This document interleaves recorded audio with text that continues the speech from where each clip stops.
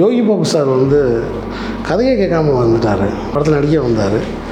அது எனக்கு ஒரு பெரிய ரொம்ப மகிழ்ச்சியாக இருந்துச்சு. என்னோடய நண்பர்கள் நிறைய பேரை கூப்பிட்டேன், சினிமாவில் மூத்தவர்கள் பல பேரை கூப்பிட்டேன். யாரை கூப்பிட்டாலும் யாருமே வர மாட்டேன்ட்டாங்க.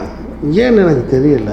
ஏன்னா அது யாருமே ஒரு ஆடியோ லான்ச்சு கூட வர மாட்டேங்கிறேன். அப்போ தான் டக்குன்னு சேதுக்கு ஃபோன் பண்ணேன். சேது உடனே ஸோ அப்படி ஒரு விழாவாக வந்து அது விஜய் சேதுபதியோட பெருந்தன்மை தான். அது பெரிய மனசுன்னு சொல்லுவாங்க இல்லையா, அந்த பெரிய மனசு தான் அது. தென்மேற்கு பருவக்காற்று, நீர்ப்பறவை, தர்மதுரை, இந்த 3 படங்களும் அந்த ஜேர்னலில் வர்ற ஒரு படம். தென்மேற்கு பருவக்காற்று ஜேர்னல் ஒன்று இருக்கு இல்லையா, அதில் வர்ற ஒரு படம் இது. கண்டிப்பாக அந்த படம் உங்களை ஏமாற்றாது. நீங்கள் வந்து இந்த படத்தை நீங்கள் உங்கள் வீட்டுக்கு கொண்டு போயிடுவீங்க.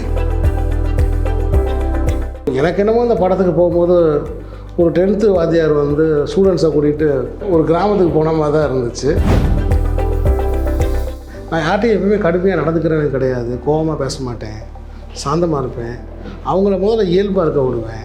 அந்த இயல்பாக இருக்கிறதன் மூலமாக அவங்களோட இயல்புணர்ச்சியை தூண்டுவேன். அதுலேருந்து ஒரு பெர்ஃபார்மன்ஸ் நமக்கு உருவாகும். செல்லமே கிடைக்காத அப்படின்னு கதை, அதான் கோழிப்பண்ணை செல்லதுரை. ஒன் இண்டியா மற்றும் ஃபிலிமி வீட் நேயர்கள் அனைவருக்கும் என்னோட நண்பன் வணக்கம். ஸோ இன்றைக்கி வந்து நம்ம கூட ஒரு முக்கியமான டிரெக்டர் தான் நம்ம கூட இணைஞ்சிருக்காங்க. யாருன்னு பார்த்தீங்கன்னா சீனு ராமசாமி சார் தான் நம்ம கூட இணைஞ்சிருக்காங்க.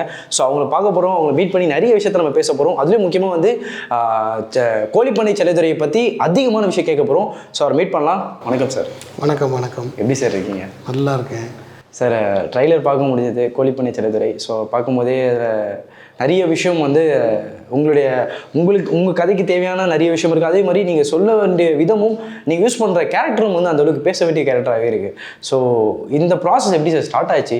அதுவும் வந்து இது புது நடிகர்கள்லாம் வச்சு எடுக்கணும் அப்படின்ற ப்ராசஸ் எப்படி ஸ்டார்ட் ஆச்சு? இல்லை, ஆக்சுவலாக வந்து கோழிப்பண்ணை செல்லதுரை ஃபஸ்ட்டு அதுக்கு செல்லதுரை தான் டைட்டில் வச்சுருந்தேன். அதுக்கப்புறம் இன்னொரு எக்ஸ்ட்ரா ஒன்று இருந்தால் நல்லா இருக்குமே அப்படின்னு தோணுச்சு. ஸோ அப்போ கோழிப்பண்ணை செல்லதுரையாக ஆச்சு. ஸோ இந்த கதையை வந்து நான் ரெடி பண்ணி வச்சுருந்தேன். ரெடி பண்ணி வச்சுருக்கும்போது இயக்குனர் கௌதமன் இருக்கார் இல்லையா, அவர் எனக்கு ஒரு நாள் ஃபோன் பண்ணார். ஃபோன் பண்ணி ஒருத்தர் வந்து உங்களை சந்திக்க நினைக்கிறாரு, அவர் பையனை ஹீரோவாக்கணும்னு அவர் விரும்புகிறாரு அப்படின்னு நான் சொன்னேன். இல்லை அப்படின்னு வச்சுட்டேன், ஃபோனை வச்சுட்டேன். ஏன்னா எனக்கு வந்து அது மாதிரி எனக்கு இதுக்கு முன்னாடி நிறையா செட் ஆகலை. அவங்க ஒரு வேறு ஒரு எப்பயுமே வேறு ஒரு படத்தை மைண்டில் வச்சுருப்பாங்க. Correct sir. தன் பையனை ஹீரோவாக நினைக்கின்றோம். அவங்களுக்கு எந்த அளவுக்கு சினிமா பற்றி புரிதல் இருக்குது, இது எதுவுமே நமக்கு தெரியாது. ஸோ அதனால் நான் வந்து இல்லை, அதுக்கப்புறம் தான் வந்து தெரிஞ்சிருக்கு வந்து அவர் வந்து ஏதோ மீடியாவோட ஒரு தொடர்பு உள்ளவர், ஒரு விஷன் சினிமா ப்ராப்பர்ட்டிஸோட ஒரு கனெக்ட் உள்ள ஒருத்தர் அப்படின்னு தெரிய வந்துச்சு. சரி, அதுக்கப்புறம் மறுபடியும் அவர் எனக்கு ஃபோனில் பேசினார், நானும் அவர்கிட்ட ஃபோனில் பேசினேன். அப்புறம் ஒரு நாள் நான் மீட் பண்ணி தான் இந்த ஏகனை நான் பார்த்தேன். ஏகன் நிறையா தொலைக்காட்சி தொடர்கள், கணக்கான இதெல்லாம் நடித்த கொஞ்சம் ஒரு அனுபவம் இருக்கிறது எனக்கு தெரிஞ்ச ஒரு பேஷன் இருக்குது. நம்ம கதைக்கு சரியாக இருக்கும் அப்படிங்கிற ஒரு நம்பிக்கை லைட்டாக எனக்கு வந்துச்சு. அதுமாதிரி நான் சில உடற்பயிற்சியெல்லாம் கண்டினியூஸாக செய்யணும் அப்படிலாம் சொல்லியிருந்தேன். ஒரு நாள் ஆஃபீஸுக்கு வர வச்சு பார்த்தேன். ஆடிஷன் எதுவும் பண்ணல, ஏன்னா அவங்க நிறையா நடிக்கிற வீடியோலாம் அனுப்புகிறாரு. ஸோ இது போதும், இதுலேருந்து நம்ம செல்லதுரையாக ஒரு பேசிக் தெரிஞ்சால் போதும். கண்டிப்பாக சார். அது நீச்சல் தெரிஞ்சால் போதும். அப்புறம் முங்கு நீச்சல் அடிக்க வைக்கலாம், மேலே டைவ் அடிக்க வைக்கலாம், எல்லாமே செய்யலாம்ல. கடல்லே உள்ள எடுத்துகிட்டு போவீங்க நீங்கள். சரி, ஓகே, எவ்வளோ நம்பிக்கை வந்துச்சு. சரி, நம்ம கொண்டு வந்துடலான்ட்டு சரி ஓகே அப்படின்னு பிளான் பண்ணும்போது நான் சொன்ன கதை அவங்க அப்பாவுக்கு பிடிச்சிருந்துச்சு. அவர் ஒரு தர்மதுரை, இந்த நீர்ப்பறவைமா ஒரு படமாக இது வரணும் அப்படின்னு அவர் என்கிட்ட கேட்டார். சரி ஓகே நம்ம செய்வோம் அப்படின்னு தான் அது ஆரம்பித்தது. யோகனும் வந்து ரொம்ப ஒரு டெடிகேஷனான ஒரு பையன், ரொம்ப ஒரு சினிமா மேலே ஒரு ஆர்வம் உள்ள ஒரு இளைஞன். ரொம்ப முக்கியமாக சொல்லணும்னா வந்து காலை 6 மணிக்கெலாம் வர சொல்லியிருக்கேன். எனக்கு என்னமோ இந்த படத்துக்கு போகும்போது ஒரு 10th வாத்தியார் வந்து ஸ்டூடெண்ட்ஸை கூட்டிகிட்டு ஒரு கிராமத்துக்கு போன மாதிரி தான் இருந்துச்சு. நான் யார்ட்டையும் எப்பவுமே கடுமையாக நடந்துக்கிறவன் கிடையாது. கோபமாக பேச மாட்டேன், சாந்தமாக இருப்பேன். அவங்கள முதல்ல இயல்பாக இருக்க விடுவேன். அந்த இயல்பாக இருக்கிறதன் மூலமாக அவங்களோட இயல்புணர்ச்சியை தூண்டுவேன். அதுலேருந்து ஒரு பெர்ஃபார்மன்ஸ் நமக்கு உருவாகும். இந்த வெண்ணெயை கடைஞ்சி திரள வைக்கிறது இருக்கு இல்லையா, அதெல்லாம் ரொம்ப கஷ்டப்படுத்துறது. போட்டு ரொம்ப டார்ச்சர், அதெல்லாம் எதுவுமே கிடையாது. நான் திட்டவே மாட்டேன். அவங்ககிட்ட இருக்க விஷயத்த அப்படியே எடுத்துருக்கேன். அவங்கள சாந்தமாக இருக்க வச்சு, அவங்கள பெர்ஃபார்ம் பண்ண வச்சு, அதுலேருந்து நான் ஒன்றை எடுத்துக்கிடுவேன். ஸோ அவங்கள வந்து நம்ம இதெல்லாம் செய்ய வேணாம் அப்படின்னு சொன்னது தான் நிறையா. இதெல்லாம் செய்ய வேணான்னு சொல்லியிருக்கேன். இதுதான் நான் உங்களுக்கு சொல்கிறதுன்றது நான் சொல்லியிருக்கேன். ஸோ எல்லாருமே என் மேலே அன்பாக இருந்தாங்க. என் படங்கள் அவங்களுக்கு முந்தைய படங்கள்லாம் அவங்களுக்கு பிடிச்சிருந்தது. அவரோட ரசிகர்கள் அவங்க இருந்தாங்க. ஸோ அதனால் வந்து எனக்கு அவங்களோட வேலை செய்கிறது எனக்கு ரொம்ப ஒரு இணக்கமாக இருந்துச்சு. அதே மாதிரி யோகி பாபு சார் வந்து கதையை கேட்காம வந்துட்டார், படத்தில் நடிக்க வந்தார். அது எனக்கு ஒரு பெரிய ரொம்ப ஒரு மகிழ்ச்சியாக இருந்துச்சு. அதுக்கப்புறம் அப்படியே டக்கு டக்குன்னு நாங்கள் ஆரம்பிச்சிட்டோம் படத்தை. சார் அதே மாதிரி உங்கள் படங்களில் வந்து என்னென்னா அந்த மண் வாசனை இல்லையா அந்த இதோட வரும், அதுவும் அந்த வாழ்க்கையில் நீங்கள் கரெக்டாக காட்டுவீங்க உங்களோட படங்களில் எல்லாமே சொல்லலாம். ஸோ இந்த படத்தில் வந்து நீங்கள் ஒரு விஷயத்தை காட்டும் போதும் சரி, அதுலேயும் இல்லாமல் நீங்கள் என்ன சொல்கிறது, நீங்கள் யூஸ் பண்ண மனிதர்கள் எல்லாருமே ஒரு அந்தளவுக்கு வந்து நீட்டாக இருப்பாங்க. அரல்ஸ் வந்துன்னா மனசில் நிற்பாங்க. சொல்லப்போனால் அதுக்கு நிறைய படங்கள் சொல்லலாம். கண்ணை கலைமானரை சொல்லலாம், தர்மதுரை சொல்லலாம், இந்த மாதிரி நீர்ப்பறவை சொல்லலாம். இதெல்லாமே அந்த கேரக்டர் எல்லாமே மனசில் நிற்கிற மாதிரி இருக்கும். ஸோ இந்த படத்தில் வந்து அப்படி எல்லாம் இந்த கேரக்டர் வந்து மனசில் நிற்கும். நீங்கள் படம் பார்த்துட்டு போனாலுமே இந்த கேரக்டர் வந்து உங்களை ஒரு விஷயத்தை ஒரு தாக்குதல் இருக்கும். இந்த படத்தை நீங்கள் உங்களோட பார்த்துட்டிங்கன்னா கன்ஃபார்மாக இந்த படத்தில் இருக்க எந்த கேரக்டருமே உங்களுக்கு மறக்காது. 5 கேரக்டரு உங்களால் மறக்கவே முடியாது வாழ்க்கையில். ஒன்று அந்த செல்லத்துறை ஏகன் நடிச்சிருக்கிற அந்த கதாபாத்திரம், செந்தாமரை, அது தங்கச்சி, அதே மாதிரி வந்து பெரியசாமி இவர், இந்த 4 கதாபாத்திரம், அப்புறம் தினேஷ், இந்த 5-6 கதாபாத்திரங்களையும் உங்கள் வாழ்க்கையில் நீங்கள் மறக்க முடியாது. குறிப்பாக இந்த 4 பேரை, இந்த 2 பெண்கள், இந்த 2 ஆண்களை நீங்கள் மறக்கவே முடியாது. அவ்வளோ அழுத்தமான மனிதர்களாக இந்த கதையில் அவங்க வருவாங்க. அதே மாதிரி நீங்கள் வந்த பற்ற வந்து பாலுமகேந்திரா அவர்களுடைய பற்றிலேருந்து வந்திருக்கீங்க. ஸோ ஒருத்தங்க ஒரு வேலை போகிறீங்க சார். வெற்றிமாறன் சார் வந்து ஒரு வழியில் போகிறாங்க, ஒருத்தங்க ஒரு வழியில் போகும்போது நீங்கள் வந்து இந்த மாதிரி தான் என்னோடய கதைக்களம் இருக்கணும். இதை வந்து அந்த மனிதரோட வாழ்வில் ஒரு என்ன சொல்கிறது, ஒரு வில்லேஜ் சார்ந்து அங்கே இருக்க நேச்சுரலை வந்து நான் காட்டணும் அப்படின்னு சொல்லி நீங்கள் எந்த சைன்ஸ் எப்போ சார் டிசைட் பண்ணீங்க? என்னோடய கதைகள்லாம் இப்படி தான் இருக்கும், இந்த மனிதர்கள் மட்டும்தான் இருப்பாங்க அப்படின்னு? இது எல்லாமே அவங்க சுபாவம் சம்மந்தப்பட்டதுன்னு நினைக்கிறேன். எனக்கு ஆரம்பத்துலேருந்தே இது மாதிரி தான் இது. நான் உலக சினிமா, வேர்ல்டு சினிமாஸ் நிறைய பார்த்து அதுலேருந்து இதானவன். இலக்கியங்கள்லேருந்து நான் சினிமாவுக்கு வந்தவன். ஸோ பேசிக்காக கவிதையோடு எனக்கு ஒரு தொடர்பு இருக்குது. ஸோ இந்த மாதிரி படங்கள் மேலே எனக்கு கொஞ்சம் ஆர்வம் இருக்குது. ஸோ அதனால் நான் இந்த மாதிரி படங்கள் பண்ணுறேன்னு நினைக்கிறேன். அது என்னன்னு எனக்கு தெரியல. விஜய் சேதுபதி அவர்கள் வந்து உங்களுக்கும் அவர்களுக்கு ஒரு பாண்டிங் இருக்குல்ல சார், அதை நாங்கள் ரொம்ப எல்லா படம் மூலியமாக பார்த்துட்டு வரோம். அதுலேயும் முக்கியமாக இந்த ஆடியன்ஸில் கூட அவங்க வந்து நிறைய விஷயம் பேசும்போது உங்களை பற்றி சொல்லிட்டு இருந்தாங்க.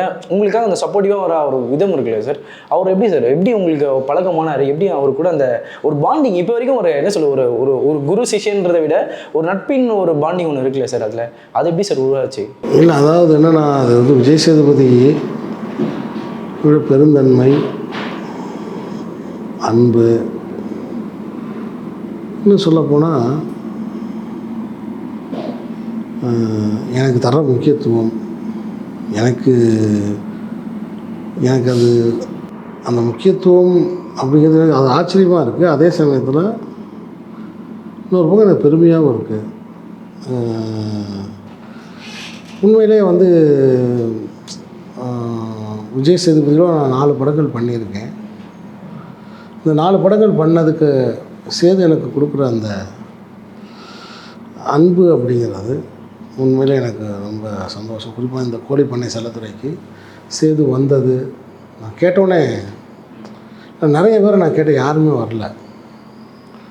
என்னோடய நண்பர்கள் நிறைய பேரை கூப்பிட்டேன், சினிமாவில் மூத்தவர்கள் பல பேரை கூப்பிட்டேன். யாரை கூப்பிட்டாலும் யாருமே வர மாட்டேன்ட்டாங்க. ஏன்னு எனக்கு தெரியல.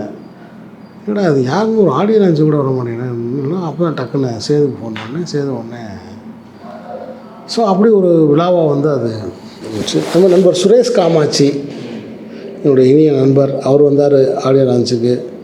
ஸோ என்ஆர் ரகுநந்தன் மியூசிக்கு. அது விஜய் சேதுபதியோட பெருந்தன்மை தான். அது பெரிய மனசுன்னு சொல்லுவாங்க இல்லையா, அந்த பெரிய மனசு தான் அது. இப்போது இதே மாதிரி அவரை வச்சு தர்மதுரை 2 வந்து எடுக்க வாய்ப்பு இருக்கா சார்? ஏன்னா வந்து இப்போ வரைக்கும் சொல்கிறோம், எங்களுக்கு தர்மதுரை வந்து அது ஒரு புத்தகத்தை விட வந்து என்ன, அது ஒரு எங்களுக்கு நாங்கள் எப்போப்பெல்லாம் டிப்ரெஷனில் இருக்கோமோ, எப்போப்பெல்லாம் எங்களால் முடிஞ்ச ஏதோ ஒரு விஷயம், குடும்ப பிரச்சனையோ இல்லை வெளியே பிரச்சனையோ, ஏதோ ஒரு சோகத்தில் இருக்கும் போதெல்லாம் அந்த படம் பார்த்தோன்னா போதும் சார், எங்களுக்கு அது மைண்டே ஃப்ரெஷ்ஷாக இருக்குது சார். ஒரு ஹோப் கொடுக்குது சார் எங்களுக்கு அந்த படம். ஒரு நம்பிக்கை கொடுக்குது. ஓகேடா, வாழ்க்கை இது இல்லை, உனக்கு வாழ்க்கை எவ்வளோ சுவாரஸ்யமான விஷயத்தையும் கொடுக்கும் உனக்கு. அப் அண்ட் டவுன்ஸ் எல்லாமே வந்தாலுமே சரி, உனக்கு ஒரு விஷயம் இருக்குது அப்படின்றத அந்த படம் எனக்கு இப்போ வரைக்கும் சரி, நான் உங்களை இன்டர்வியூ பண்ணுறேன்றதுக்காகவே நிறைய வாட்டி பார்த்துட்ட படம். பட் இருந்தாலும் வந்து எனக்கு இந்த படம், அந்த படம் மட்டும் சொல்கிறேன், எனக்கு மற்ற படங்கள் நிறைய இருக்குது. பட் இருந்தாலும் தர்மதுரைன்னு மட்டும்தான் உங்கள் ஞாபகம், உங்கள் பேர் ஞாபகம் வந்தாலே தர்மதுரைன்ற ஃபஸ்ட்டு ஒரு ஞாபகம் தான் வரும். அது எனக்கு அந்த படத்தை பற்றி சொல்லுங்கள் சார். அந்த படத்தோட பார்ட் 2 வருமா? விஜய் சேது அவங்களே பார்ட் 2 கதை ரெடியாக இருக்குது. சேது சரின்னு சொல்லிட்டா உடனே போயிட வேண்டியதுதான். அவங்கள வச்சு எடுத்துருவீங்க. தமிழாவும் ரெடியாக இருக்காங்க. ஒரு படம் எடுத்துருவோம், அவ்வளோதானே. எடுத்துருவீங்க. இப்போ இந்த கோழிப்பண்ணை செல்லதுரையும் நீர்ப்பறவை தர்மம் அந்த ஜேர்னலில் வர்ற படம். தென்மேற்கு பருவக்காற்று, நீர்ப்பறவை, தர்மதுரை, இந்த 3 படங்களும் அந்த ஜேர்னலில் வர்ற ஒரு படம். தென்மேற்கு பருவக்காற்று ஜேர்னல் ஒன்று இருக்கு இல்லையா, அதில் வர்ற ஒரு படம் இது. கண்டிப்பாக அந்த படம் உங்களை ஏமாற்றாது. நீங்கள் வந்து இந்த படத்தை நீங்கள் உங்கள் வீட்டுக்கு கொண்டு போயிடுவீங்க. இப்போ இன்னொரு விஷயம் இருக்குது. என்னென்னா, என்னோட ஒரு படத்தை மாதிரி இன்னொரு படத்தை கம்பேர் பண்ணுறது இருக்குல்ல, அது கம்பேர் பண்ணுறது அப்படிங்கிறது வேறு. இது மாதிரி அதுவும் இருக்கணும்னு எதிர்பார்க்குறது வந்து அது மாதிரி இல்லை. இது வெவ்வேறு வகையான படங்கள். கண்டிப்பாக இந்த படம் வந்து உங்களுக்கு ஒரு நம்பிக்கையை உங்களுக்கு கண்டிப்பாக தரும் சார். அப்புறம் வந்து பாலா அவர்கள் வந்து, டைரக்டர் பாலா அவர்கள் வந்து உங்களுக்கு நீங்கள் வந்து சொல்லியிருந்தீங்க, நீங்கள் நைட்டில் எந்த டைமில் வந்து ஃபோன் அடித்தாலும் எந்த கதை சொல்லணும், இது வந்து எதனா தோணுது இதை பற்றி சொல்லணும் அப்படின்னா நீங்கள் நேரம் காலம்லாம் பார்க்காம அவர் ஃபோன் அடிச்சிருக்கீங்க அப்படின்ற மாதிரி ஒரு விஷயம்லாம் கேள்விப்பட்டோம். ஸோ அவங்களுக்குள்ளே இருக்க ஒரு பாண்டிங் எப்படி சார்? எல்லாருமே ஒரே பட்டத்துலேருந்து வந்தாலுமே ஒரு சிலரோட நம்ம என்ன சொல்கிறது, ஒரு ஃப்ரெண்ட்ஷிப் இருக்குமா சார்? அவர் வந்து அண்ணன். அவர் ஓகே சார். இதுதான் அவருக்கு. அவர் வந்து எங்கள் டீமோட மூத்த அண்ணன். அவர் சரி, சீனியர். அவர் சூப்பர் சீனியர். அவரை வந்து நான் அஸ்டினேட்டராக சேரும்போது தான் அவர் ஃபஸ்ட்டு படம் இயக்க ஆரம்பிக்கிறார். சரிங்களா? அப்படி அவர் வந்து இப்போ கூட அவர் நேரில் போய் பார்த்தேன். ஃபோன்லாம் எதுவுமே பண்ணல. 5-6 புக்கு மட்டும் எடுத்தேன். காரில் ஏறி உட்காந்தேன். நேராக போய் அவர் ஆஃபீஸில் இறங்கினேன். கேட்டை திறந்தேன். ஒரு பையன் வந்தான். அண்ணன் இருக்காரான்னு கேட்டேன். 1 நிமிஷம் இருங்கண்ணா. வெயிட் பண்ணேன். அண்ணன் இருக்காரு, உட்காருங்கண்ணா. உட்காந்தான். மேலே போய் சொன்னான். 5 நிமிஷத்தில் என்னை கூப்பிட்டு விட்டார். ஃபோன் பண்ணல, அப்பாயின்மெண்ட்டு வாங்கலை, அதெல்லாம் கிடையாது. ஆனால் அவர் அண்ணன் நமக்கு எப்போ வேணாலும். இப்போ இந்த கோழிப்பண்ணை செல்லத்தில் படம் பார்க்குறதுக்கு தான் கூப்பிட்டுருந்தேன். வரேன்னு சொல்லியிருந்தார். சும்மா கேட்டு வந்தேன் நான். அதனால் வந்து இப்போ நான் அப்படி ஃபோன் பண்ணுறது இல்லை. முன்னாடி ஃபோன் பண்ணேன், இப்போ நான் ஃபோன் பண்ணுறதில்ல. இப்போ ஃபுல்லாக அந்த படம் ரிலீஸ் வேலைகளில் சார். அதே மாதிரி இப்போ வந்து சினிமாக்களில் வந்து கமர்ஷியல் சினிமா, ஹார்ட் ஃபிலிம் அப்படின்னு சொல்லி பிரிக்கிற ஒரு வகையறை இருக்குது சார். இப்போது நிறைய பேர் சமீபத்தில் நிறைய இடத்துல பிரிச்சுட்டு இருக்காங்க. இது வந்து இந்த மாதிரி படங்கள், இது இந்த மாதிரி படங்கள் அப்படி சொல்கிறாங்க. உங்களுடைய பார்வையில் வந்து எது கமர்ஷியல் சினிமா, எது ஆர்ட் ஃபிலிம், எதை நீங்கள் அப்படி குறிப்பிட்டு? எல்லாமே ஆர்ட் ஃபிலிம் தான். எது மசாலா சினிமா, எது கமர்ஷியல் சினிமான்னு தான் நம்ம பேசணும். மசாலா சினிமா எதுன்னு உங்களுக்கு தெரியும். எது கமர்ஷியல் ஃபிலிம்ஸ் அப்படின்னா தர்மதுரை,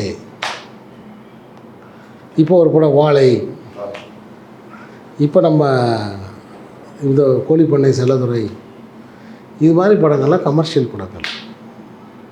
மசாலா படங்கள்னு ஒன்று இருக்குது. அது என்னென்னு உங்களுக்கு தெரியும். சரியா? அதனால் இதில் ஆர்ட் ஃபிலிம் தான் கமர்ஷியல் ஃபிலிம். உலகத்தில் இருக்கக்கூடிய எல்லா படங்களுமே தேட்டருக்கு தான் எடுக்கப்படுது. தேட்டர் ரசிகர்களுக்காக தான் எடுக்கப்படுது. சரிங்களா? தேட்டர் வசூலுக்காக தான் எடுக்கப்படுது.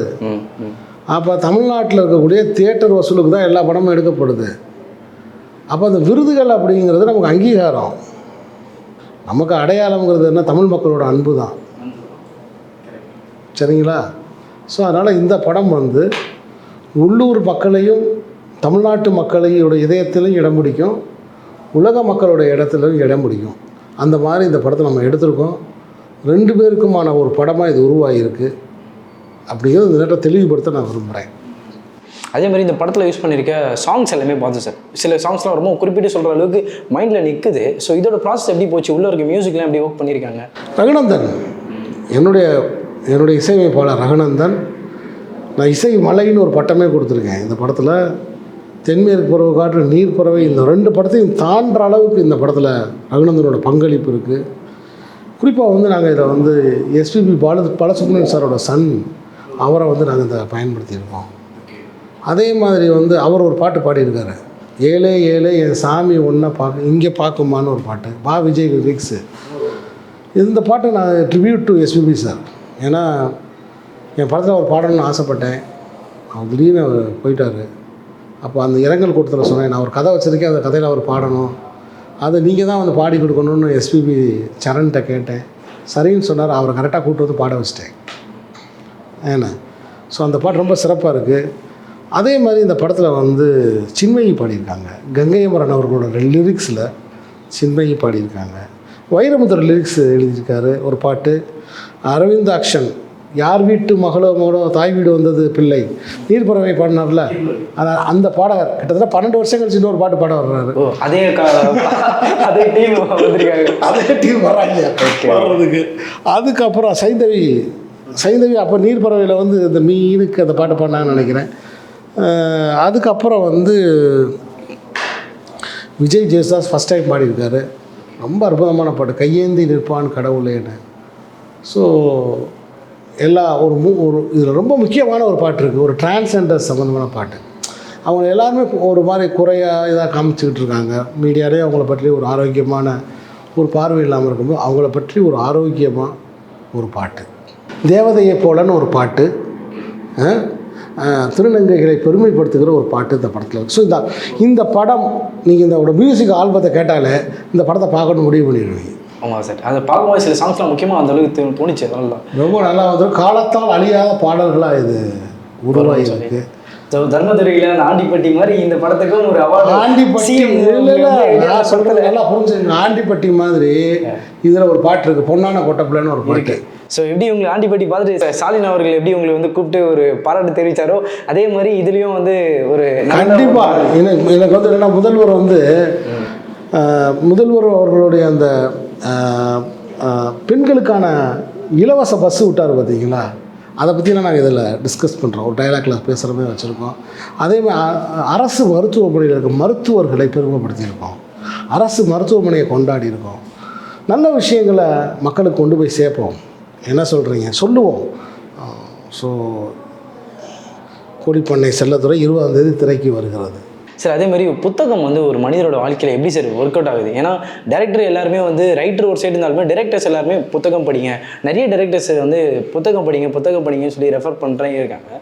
பட் உங்களுடைய பார்வையில் வந்து புத்தகம் பார்க்குறது வந்து ஒரு வகையா இல்லை வந்து மனிதனை புரிஞ்சுக்கிட்டு அவனோட புலங்குறது தான் வந்து ஒரு இதுவாக இருக்கும்? அதாவது ஒன்று தெரிஞ்சுக்கோங்க, அனுபவத்தில் அறிவது படிக்கிறதுனால கற்பனை ஊறும். சொல்கிறது புரியுதா? இந்த தமிழ் மொழிக்கு மட்டுமே ஒரு சிறப்பு இருக்குது. சரியா? நீங்கள் எதை படித்தாலும் அதை செய்ய ஆரம்பிச்சிடுவீங்க. நீங்கள் கவிதை படித்தீங்கன்னா கவிதை எழுத ஆரம்பிச்சிடுவீங்க. சிறுகதை படித்தீங்கன்னா நீங்கள் சிறுகதை எழுத ஆரம்பிச்சிடுவீங்க. நாவல் படித்தீங்கன்னா நாவல் எழுத ஆரம்பிச்சிடுவீங்க. அதுதான் இந்த தமிழ் மொழியோட மிகப்பெரிய சிறப்பு. உங்களை படைப்பாளியாகாமல் விடாது. சரியா? அப்படி இருக்கும்போது ஏன்னா ஒரு பக்கம் படிங்க, இன்னொரு பக்கம் மக்களையும் பாருங்கள். ஸோ ஆனால் ஒரு பக்கம் படிப்பை நிப்பாட்டாமல் அது ஒரு கதையோ கவிதையோ ஏதோ ஒன்று படிங்க. உங்களுக்கு எது ஒரு வரலாறு கூட படிங்க, ஆய்வு கூட படிங்க, ஒன்று தெரிஞ்சுக்கங்க. சரியா? ஏன்னா இன்றைக்கி பார்க்குற எல்லாத்தையும் படிக்கிற சமூகம் போயிடுச்சு, பார்க்குற சமூகம் வந்துருச்சு. அதனால் படிக்க வேண்டிய தேவை இருக்குது. அது உங்களை மாதிரி இளைஞர்கள் படிக்கிறதுனால அந்த சமூகத்துக்கு 4 நன்மை நடக்கும். நீங்கள் அந்த கருத்துக்களை போய் சொல்லுவீங்க. என்னோடய வாழ்த்துக்கள் சார். அதே மாதிரி இந்த கோழிப்பண்ணை செல்லத்துறை, ஸோ இந்த பேர் பார்க்கும்போது ஒரு மாதிரி வித்தியாசமாக இருக்குது. ஸோ இதோட ஒரு டேக்லைன் அப்படின்னா என்ன சொல்லுவீங்க? இந்த படம் அப்படின்னா இதை சொல்லுதுப்பா அப்படின்னா என்ன சொல்லுவீங்க? அதேமாரி செல்லமே கிடைக்காத அப்படின்னு கதை, கோழிப்பண்ணை செல்லத்துறை. ஓகே. ஸோ செப்டம்பர் 20 வந்து கிட்டத்தட்ட நிறைய படங்கள் ரிலீஸ் ஆகுது சார். இந்த படத்துக்கு வந்தீங்கன்னா இது உங்களுக்கு கேரண்டியாக இருக்கும். எங்களுக்கு தெரியும் சீனு ராமசாமி சாரோட படம் எல்லாமே விஷயம். இந்த ஒரு விதம் மட்டும் என்னால் சொல்ல முடியல, ஏன்னா எல்லாமே என் நண்பர்கள் படங்கள். ஆனால் எங்களுக்கு தெரியும் சார் உங்கள் படம் வந்து ஒரு சூழ்நிலை வந்து என்னென்னா, இதுதான் வந்து ஒரு இந்த நம்ம மெட்ராஸில் வந்து இந்த ட்ரஸ்ட்புரம் பக்கத்தில் கிரவுண்ட் இருக்குல்ல, அதில் ஒரே கிரவுண்டில் 5-6 டீம் விளாட்ற மாதிரி இருக்குது. யார் பாலை யார் கேட்ச் பிடிக்க போகிறேன், ஏன் விக்கெட் எங்கே விழுந்துச்சுன்னே தெரியாமல் அது மாதிரி ஒரு பெரிய போட்டியாக இருக்குது இந்த படங்களுக்குள்ள.